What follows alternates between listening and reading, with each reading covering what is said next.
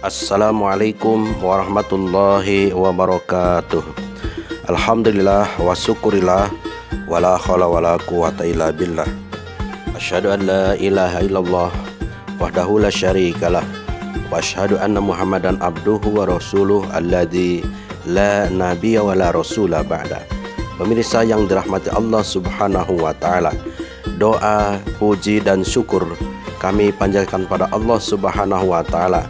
Semoga kita dalam keadaan sehat walafiat, dilapangkan hati dan rizki kita, serta dapat menunaikan segala tugas-tugas kita baik sebagai hamba Allah maupun khalifatullah.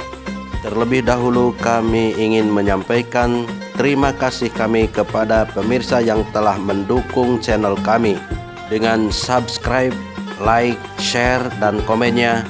Semoga Allah jadikan dukungan pemirsa menjadi sebuah pahala infak dan sodakoh abadi.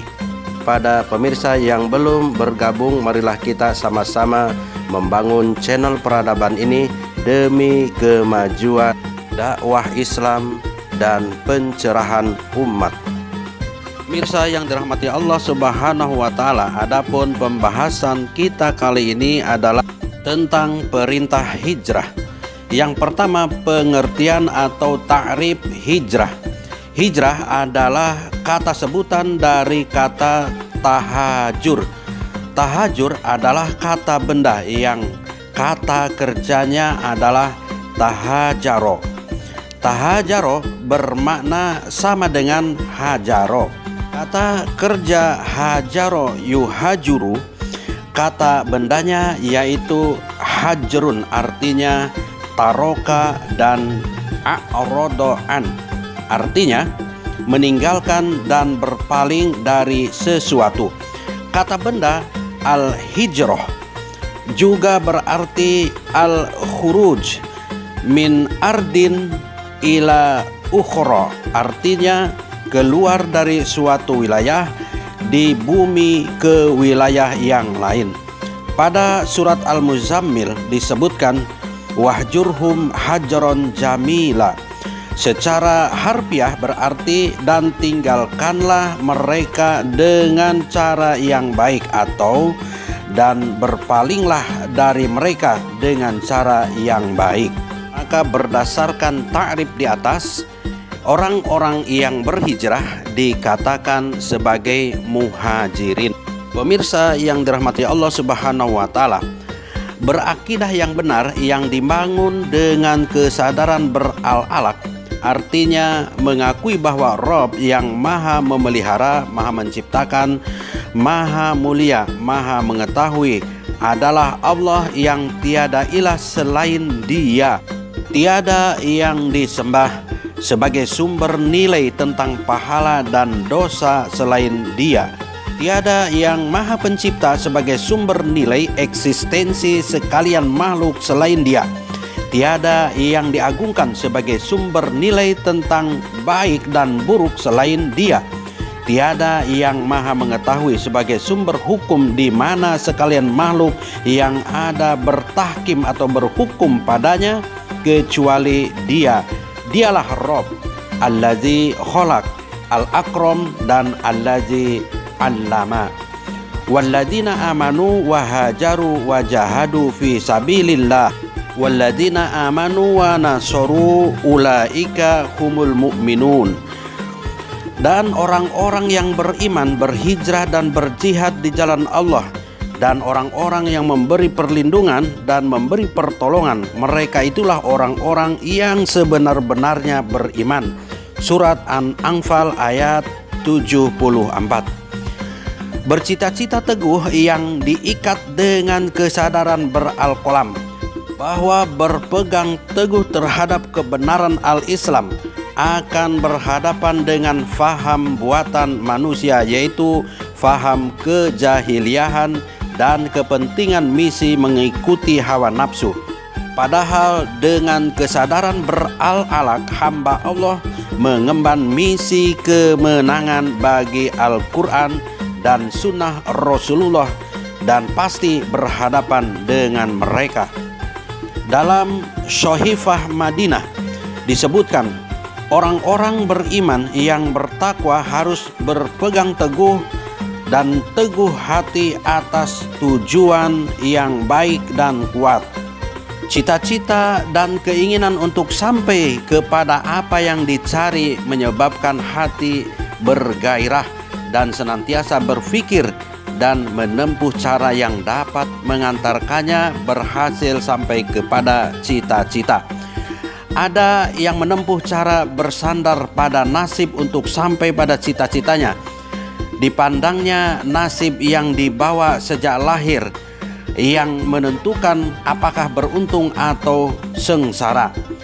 Pandangan yang didasarkan pada khayalan yang persangkaan itu termasuk faham khurafat. Dalam Al-Quran surat Ad-Dahr disebutkan, kami telah menciptakan manusia dari sperma yang mengandung potensi bermacam-macam. Inna khalaqnal insani min nutfatin amsaj. Pemirsa yang dirahmati Allah Subhanahu wa Ta'ala, bahwa alam ini adalah alam sebab akibat. Perlu disadari pula, dari sekian sebab-sebab yang ada di alam ini, sebab yang paling bagus dan menentukan adalah sebab yang terdapat dalam diri manusia. Cita-cita yang besar adalah keberhasilan dan kemenangan bagi orang-orang yang bersabar pada diri sendiri.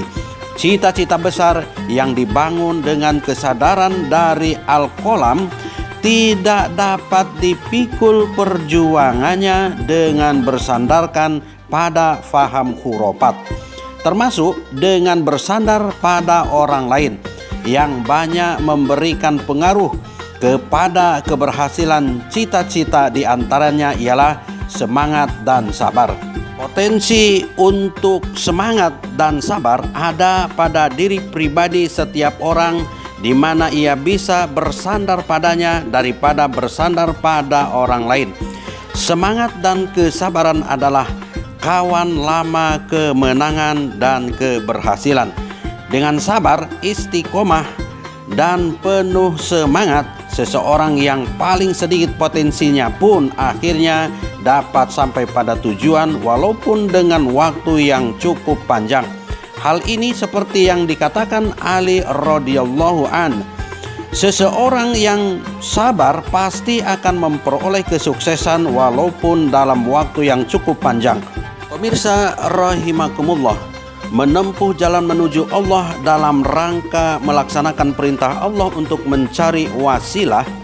Firman Allah dalam surat Al-Lail ayat 19 sampai 21. A'udzubillahi minasyaitonirrajim. Bismillahirrahmanirrahim. Wa ma li ahadin indahu min ni'matin tudja illa ibtigha'a wajhi rabbihil a'la wala saufa yarda. Dan tidak seorang pun ada padanya suatu nikmat yang dibalasnya kecuali ia mencari keridhaan Rabbinya yang maha tinggi, dan sungguh kelak ia akan ridha pula. Kemudian dalam surat Al-Maidah ayat 35 Allah Subhanahu wa taala berfirman, A'udzubillahi minasyaitonirrajim. Ya ayyuhalladzina amanuttaqullaha wabtagu ilaihil wasilah wajahidu fi sabilihi la'allakum tuflihun. Hai orang-orang yang beriman, bertakwalah kepada Allah dan carilah wasilah atau jalan yang mendekatkan kepadanya, dan berjihadlah di jalannya, niscaya kamu mendapat kemenangan. Pelaksanaan mencari wasilah setidaknya terdiri dari pertama adanya al-asbab, menempuh al-asbab atau sebab-sebab yang disyariatkan Allah Subhanahu wa taala. Artinya melaksanakan apa yang diperintahkan Allah dan meninggalkan segala yang dilarangnya, yakni mewujudkan syariah Allah terlaksana dalam kehidupan sebagaimana yang diterangkan oleh Syekh Syahid Hawa. Tak ada satupun apa yang Allah syariatkan yang tidak menyimpan hikmah.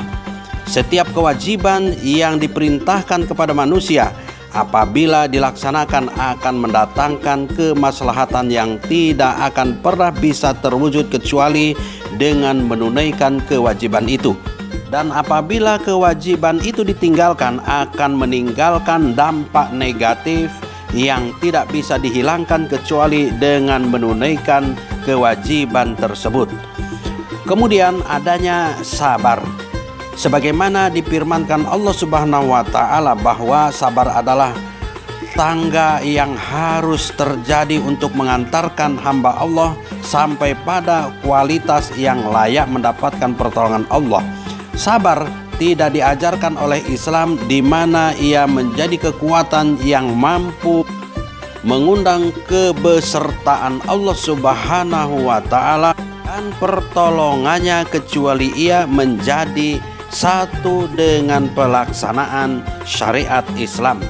Di samping itu, kekuatan sabarlah yang mampu mendatangkan hikmah sebagai akibat ditegakkannya sebab-sebab hukum-hukum Islam atau syariat Allah Subhanahu wa taala, yaitu hikmah berupa kemenangan yang besar. Besarnya kemenangan hikmah kesabaran hanya bisa dicapai dengan kekuatan yang besar pula. Dan sabar adalah amal ruhani yang tidak bisa ditegakkan dalam arti yang sesungguhnya kecuali dengan pelaksanaan aturan-aturan dan hukum-hukum Allah secara kafah, tidak parsial atau hanya sebagian kecil saja. Besarnya kemenangan adalah hikmah kesabaran hanya bisa dicapai dengan kekuatan yang besar pula. Artinya menjalani kesabaran yang merupakan kekuatan yang besar tidak mampu dialami oleh orang yang lemah cita-citanya untuk bertemu dengan Rabb-nya dalam keadaan ridha meridhai. Oleh karena itu, lemahnya cita-cita tidak mampu menghadapi kekuatan arus misi syaitan yang telah ditentukan pasti akan dihadapinya, baik berupa syaitan yang bekerja dalam aliran darahnya sendiri maupun syaitan dalam wujud aktual faham ideologi anti-Islam, tersirat dalam firman Allah Subhanahu wa taala dalam surat Al-Baqarah ayat 45 dan 46. Wasta'inu bisabri wasshalah wa innaha lakabiratun illa 'alal khasiin alladzina yazunnuna annahum mulaqu rabbihim wa annahum ilaihi raji'un. Dan mohonlah kamu akan pertolongan dengan sabar dan sholat. Sesungguhnya ia sangat berat kecuali bagi orang-orang yang khusyuk, yaitu orang-orang yang yakin bahwasanya mereka menemui Rabb mereka dan sesungguhnya kepadanya mereka pasti kembali. Kemudian dalam surat Al-Baqarah ayat 153 Allah Subhanahu wa taala berfirman, Ya ayyuhalladzina amanu sta'inu bisabri wasshalah innallaha ma'as sabirin. Hai orang-orang yang beriman, mohonlah kamu akan pertolongan dengan sabar dan sholat. Sesungguhnya Allah bersama orang-orang yang sabar. Tidak ada amal perbuatan bahwa ia adalah perbuatan orang Islam yang dijalankan dengan teguh, penuh hati dan diperjuangkan, bukan perbuatan orang kafir kecuali nilainya diukur dan ditimbang dari kesabarannya juga. Sabar bukanlah sifat dan sikap yang menghilangkan kekuatan menjalani persaingan kehidupan, perjuangan di dalamnya dalam rangka mencapai kemenangan, berjaya mencapai tujuan. Sabar dalam Islam justru merupakan kekuatan yang dibutuhkan setiap orang yang beramal, beribadah dan berjuang di jalan Allah Subhanahu wa taala mencapai kemenangan, kejayaan dan kesuksesan. Kemenangan dalam beribadah bukan hanya dalam arti mencapai surga yang dijanjikan Allah Subhanahu wa taala di akhirat, tetapi juga mencapai kejayaan di dalam kepemimpinan umat, pelaksanaan syariat, kejayaan dalam kehidupan sosial, ekonomi, politik dan moral.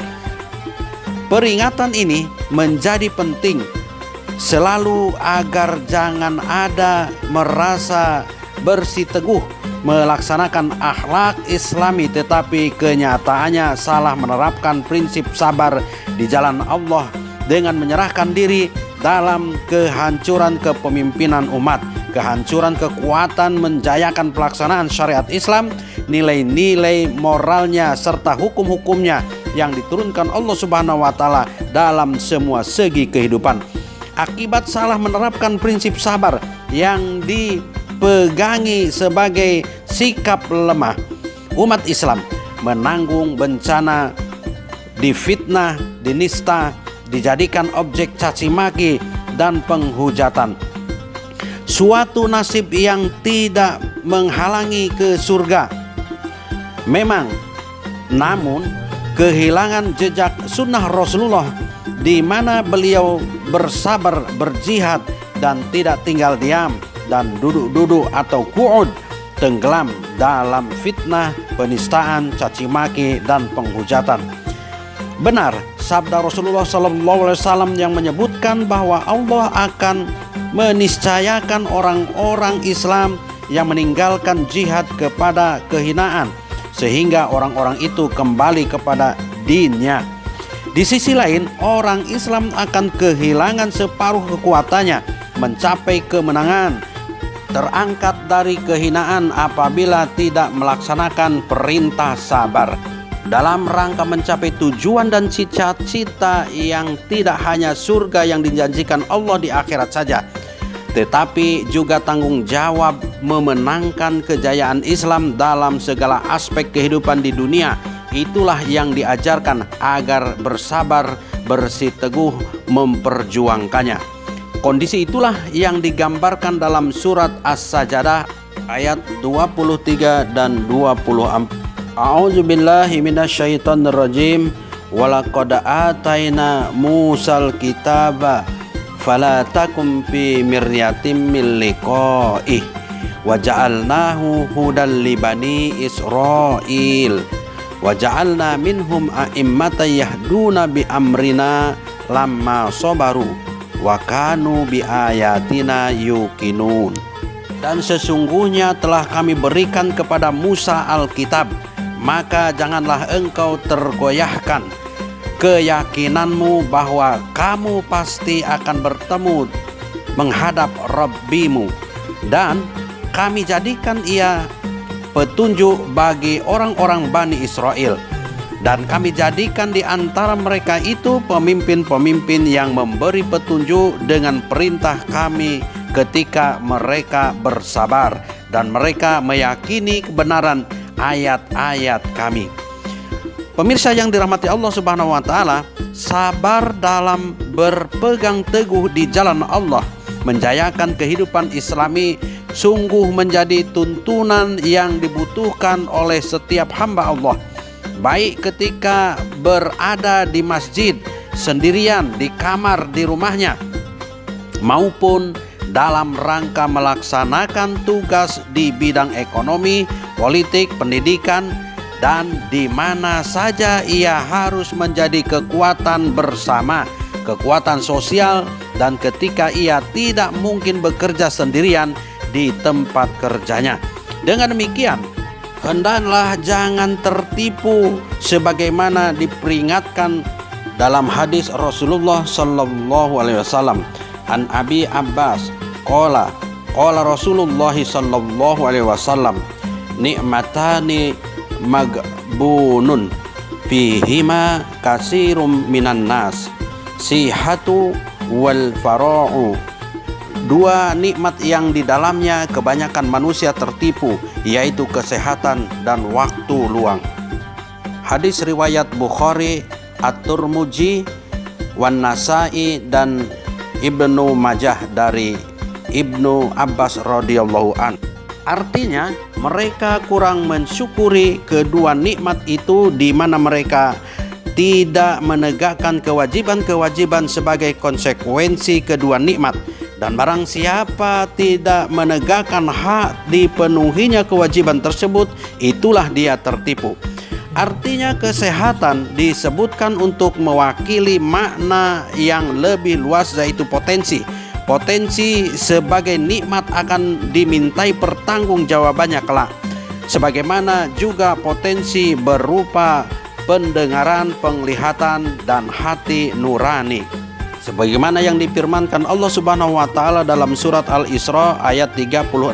Sesungguhnya pendengaran, penglihatan, dan hati nurani semuanya akan dimintai pertanggungjawaban. Artinya, saat tidak ada kesibukan mewakili makna yang lebih luas, yakni peluang. Potensi dan peluang adalah nikmat Allah Subhanahu wa taala.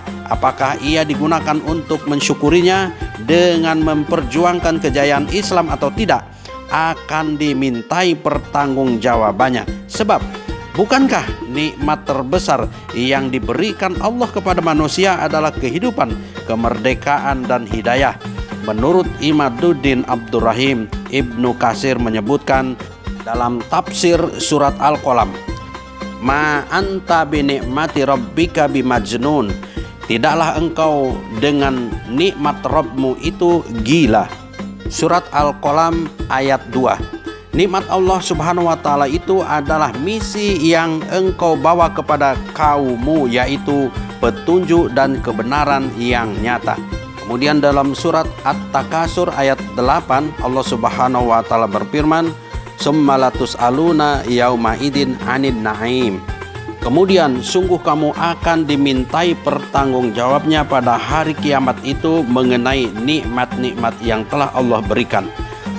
Ibnu Abbas berkata, nikmat-nikmat itu adalah kesehatan badan, pendengaran, dan penglihatan. Allah akan meminta pertanggungjawabannya hamba-hambanya untuk apa mereka menggunakan potensi tersebut. Pelaksanaan mencari wasilah selain dari al-asbab, sabar, dan juga tawakal. Menempuh jalan menuju Allah Subhanahu wa taala digambarkan sebagai menempuh perjalanan rohani sebagaimana terdapat pada sunnah Rasulullah yang berkembang di kalangan para sahabatnya. Para sahabat menempuh jalan rohani terdiri dari mengilmui Islam, kemudian mengamalkannya dengan jihad fisabilillah, tidak sekedar perjalanan jiwa. Sebagaimana yang diungkapkan oleh Syekh Syahid Hawa, perjalanan menuju Allah itu adalah perpindahan jiwa dari keadaan yang rendah menuju keadaan yang lebih tinggi dan menuju ilmu yang benar tentang Allah. Ma'rifat atau pengenalan terhadap Allah Subhanahu wa taala dapat memantulkan perilaku dan akhlak tertentu serta konsistensi tersendiri. Semua itu telah terinci dalam As-Sunnah. Para sahabat Rasulullah SAW menghabiskan seluruh kehidupannya dalam kegiatan jihad fisabilillah sampai mereka dikuburkan di setiap tanah dan di bawah setiap langit. Banyak kalangan beranggapan bahwa berpikir tentang jihad fisabilillah adalah kejahatan. Padahal dalam hal ini teladan dan moralitas para sahabat jelas sekali. Hingga sekarang para sahabat namanya masih terukir dengan kemuliaan dan keagungan akhlaknya yang telah mereka torehkan pada saat hidupnya. Menempuh jalan rohani, yaitu jalan menuju Allah Subhanahu wa taala, bukanlah amal perbuatan batin semata dengan semangat dikotomis terhadap kehidupan materi atau duniawi, oposisi maupun anti terhadapnya. Tawakal kepada Allah Subhanahu wa taala yang merupakan bagian yang tak dapat ditinggalkan dalam hijrah adalah sikap mental beribadah kepadanya yang akan menjadi kenyataan apabila amal perbuatan itu terdiri amal perbuatan batin dan amal perbuatan praktis atau dilakukan dalam kehidupan nyata.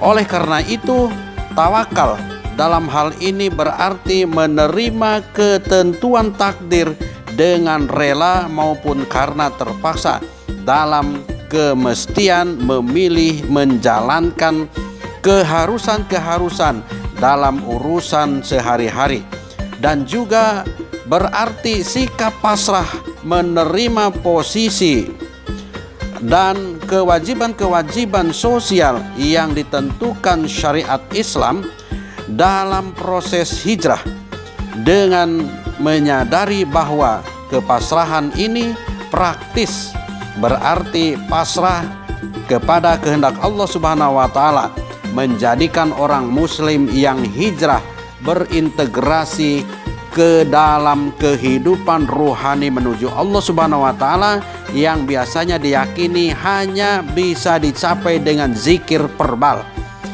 Berintegrasi dengan kehidupan aktif yang ditakdirkan kepada makhluk yang diciptakan untuk tujuan beribadah hanya kepada Allah Subhanahu wa taala dan untuk tujuan mengemban tugas kekhalifahan di bumi serta tugas memakmurkan bumi dengan amar ma'ruf nahi mungkar. Kerelaan orang muslim terhadap peranan dan kewajibannya seperti yang ditegaskan oleh ajaran Islam mencerminkan kepapaan atau fakir maupun kesirnaan atau fana spiritual di hadapan Allah Subhanahu wa taala. Apabila sikap ini dipadukan dengan kesalihan dan praktik-praktik spiritual, dapat mengantarkan ia mencapai makom fakr atau fana tersebut, suatu makom yang harus dilalui untuk mencapai makom tawakal dan makom selanjutnya sehingga sampai pada keridhaan Allah atau makom ihsan. Hal ini adalah karena di dalam Islam, baik bagi kaum pria maupun wanita, kehidupan kontemplatif atau perjalanan rohani menuju Allah tidak terletak di luar tetapi di dalam norma-norma kehidupan praktis yang aktif seperti yang ditegaskan oleh syariah dan aturan-aturan yang berlaku dalam Islam. Sudah tentu di dalam hal ini apabila dikehendaki Allah Subhanahu wa taala mungkin saja ada kekecualian. Itulah yang diungkapkan Syed Hussein Nasr, Islam dan Nestapa Manusia Modern. Wallahu a'lamu bissawab. Assalamualaikum warahmatullahi wabarakatuh.